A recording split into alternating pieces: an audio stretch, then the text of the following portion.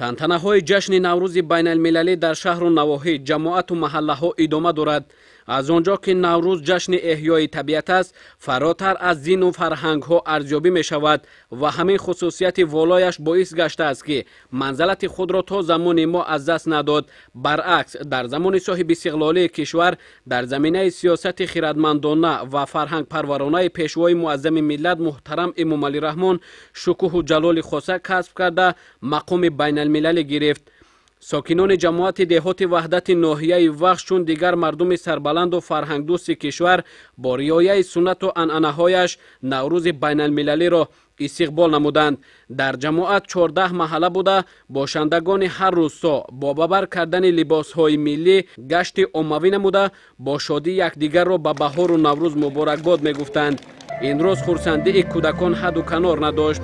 бо либосҳои идона дар кӯчаҳо бо шунидани суруду мусиқӣ мерақсиданд.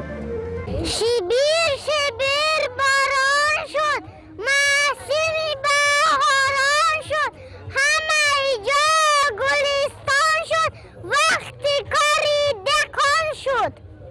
имрӯз кулли мардуми тоҷик ифтихор доранд ки тоҷикистон барҳақ ватани наврӯз аст ва боиси фараҳмандист ки наврӯзи бостонӣ имрӯз ҷашни ҷаҳонӣ гардидааст ва онро тоҷикона таҷлил мекунанд. мо бисёр шодем ки дар тамоми сарзамини ҷумҳурии тоҷикистон наврӯз ки ҷаҳонӣ ном гирифтааст ҷашн мегиранд. аз он ҷумла дар ҷамоати мо ҳам ин наврӯзиро ҷашн гирифта истодаанд. имрӯз мардум ҳама бисёр шоду хурраманд, ҳама якдил. имрӯз дар ҳама кӯчаҳо ин ҷашнро мо дар ҷамоати мо мехел анъана шудааст, дар ҳар як кӯча ҷашн мегирад.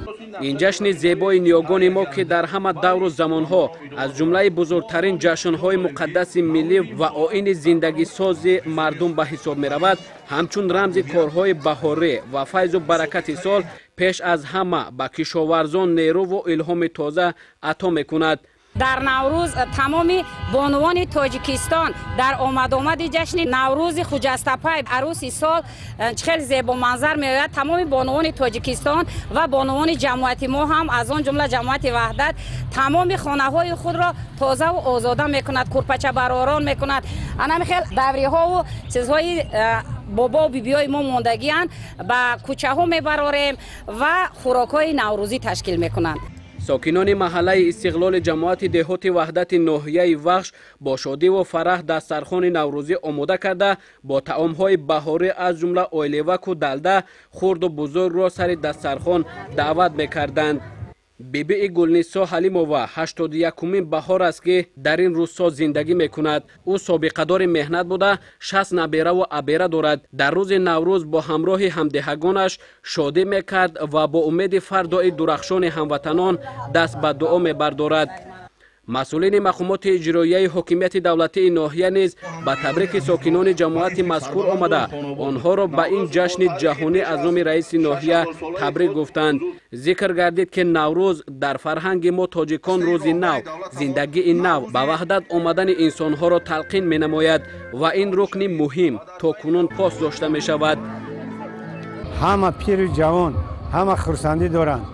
тамонои он дорам ки ҳамаи шаҳрвандон истиқоматкунандаи ватани мо ҷумҳурии тоҷикистон хушу хурсанд бошанд, обод бошанд, зиндагии хуб бинанд, фарзандонро хуб тарбия кунанд,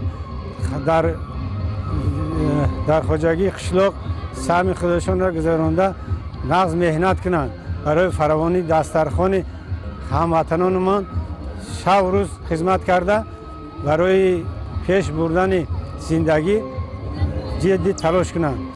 гӯштини миллӣ ки аз намудҳои маъмултарин ва шинохтатарини варзиши миллӣ мебошад, бо дастгирии аҳли ҷамоатчигӣ бо тӯҳфаҳои арзанда аз қабили автомобили сабукрав баргузор карда шуд. ба мусобиқаи гӯштин паҳлавонон аз гӯшаву канори кишвар ҷамъ омада барои шоҳҷоиза қувватсанҷӣ мекарданд. интизор меравад тӯҳфаҳои арзандаро беҳтарин паҳлавонони кишвар ба даст оранд. тантанаи наврӯз дар ҳудуди ҷамоати деҳоти ваҳдати ноҳияи Вахш то дергоҳ идома ёфт.